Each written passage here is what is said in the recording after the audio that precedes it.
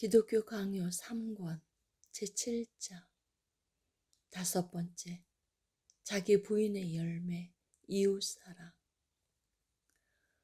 이웃의 유익을 우선적으로 도모하는 것은 얼마나 어려운 일인가.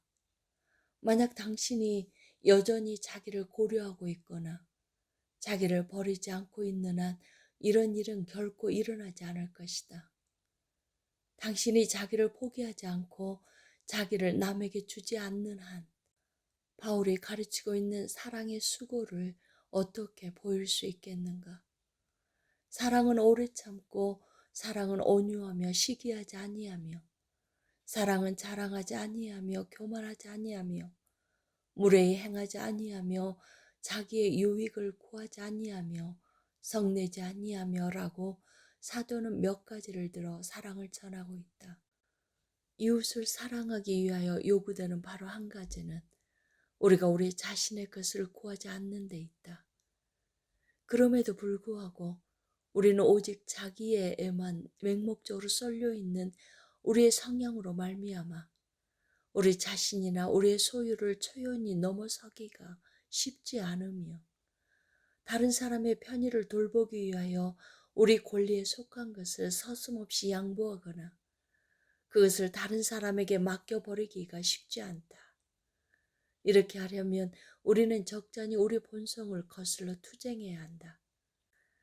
그러나 성경은 마치 손으로 이끌듯이 뚜렷이 이 부분에 대하여 한 가지 권면을 하는데, 그것은 우리가 주님으로부터 받은 은총은 무엇이든지 교회의 공적인 선을 위하여 사용해야 한다는 조건으로 위탁된 것이라는 사실이다. 그러므로 모든 은총을 합당하게 사용하는 법은 그것을 후히 그리고 쾌히 다른 사람들과 나누는 것이다. 이를 견지하기 위하여 우리가 지닌 은사들이 모두 이웃들의 선을 위하여 베풀어져야 한다는 조건 아래 하나님에 의해서 주어져 우리의 믿음에 위탁되었다는 사실을 배우는 것 외에 더 확실한 다른 법이나 더 효과적인 다른 공고가 있을 수 없다. 성경은 더 나아가 은사들을 사람의 몸에 있는 지체들을 부여된 재능들과 비교한다. 어떤 지체도 자기를 위해 재능을 지닌 것이 아니다. 각 지체의 재능은 사사로운 목적으로 사용되지 않고 함께 있는 다른 지체 모두에게 퍼져간다. 각 지체가 자기 재능을 사용하여 스스로 유익을 얻게 되는 경우는 그것이 전체 몸의 공통적인 효용에 기여했을 뿐이다. 마찬가지로 경건한 사람이 할 수 있는 일은 무엇이든지 형제를 위하여 할 만한 가치가 있는 것이어야 한다. 진정 자기를 이유하고자 한다면 교회를 공적으로 세우는 것 외에는 마음에 두지 말아야 한다.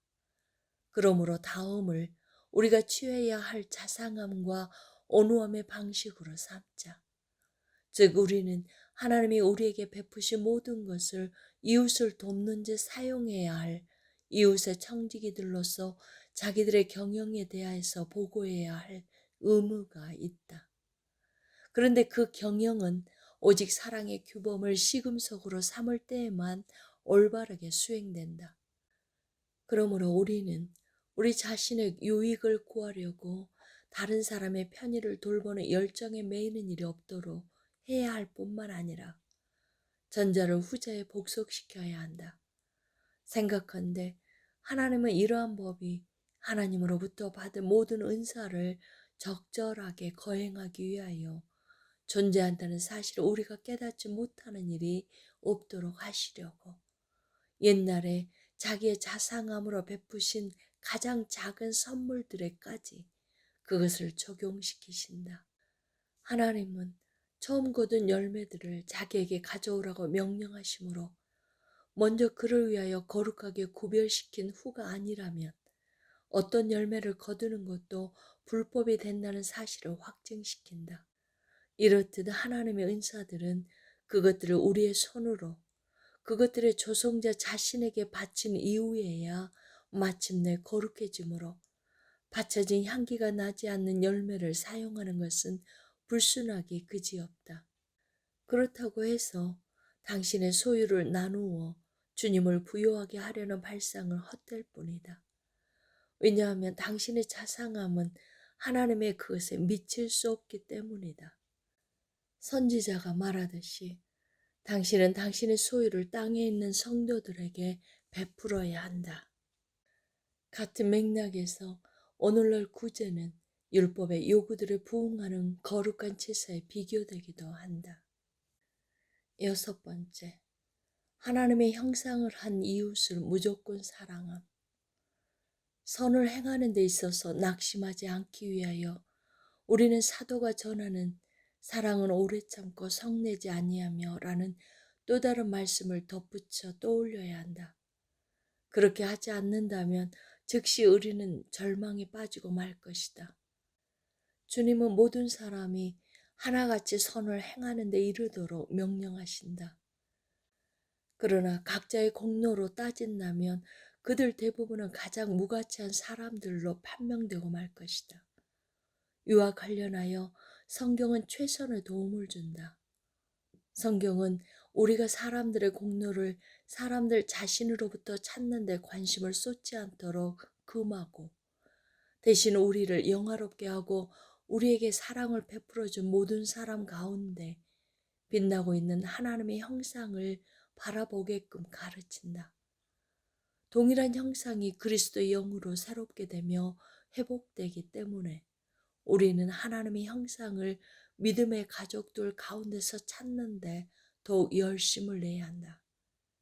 그러므로 당신의 손길이 아쉬운 사람 누구라도 맞닥뜨리게 될 때 그에게 공을 쏟지 않고 피해갈 명분이 당신에게는 없다. 그는 이방인이다라고 당신은 말할 것인가? 그러나 여호와는 당신이 그와 친숙해질 수밖에 없는 당신의 고륙을 멸시하지 말라는 표지를 그에게 새겨두셨다. 그가 경멸스럽고 무익하다라고 당신은 말할 것인가?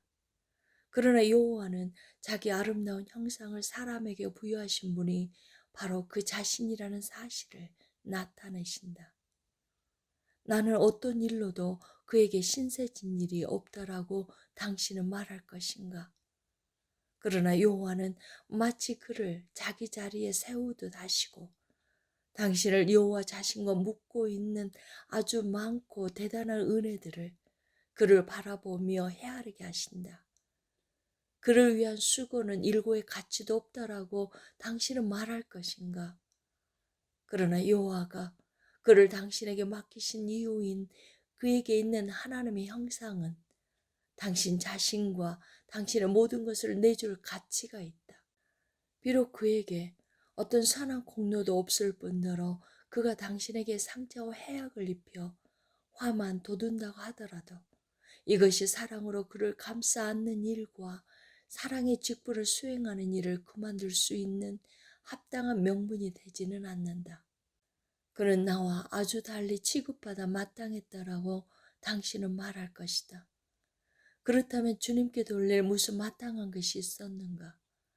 주님은 당신에게 무슨 죄를 범한 자든지 용서하라고 명령하실 때 그 죄를 자신에게 전가시키고자 하심이 분명하다.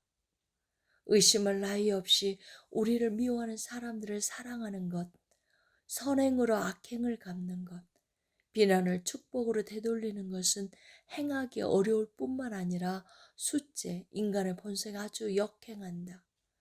그러나 유일한 길이 있으니 우리가 기억해야 할 바, 우리는 사람들의 사악함에 창념하지 말고 그들 안에 있는 하나님의 형상에 주목해야 한다. 왜냐하면 하나님의 형상이 그들의 죄악을 지워버리고 잊어버리게 하며 그 아름다움과 고귀함이 그들을 사랑하고 포용하도록 우리를 사로잡기 때문이다. 아멘.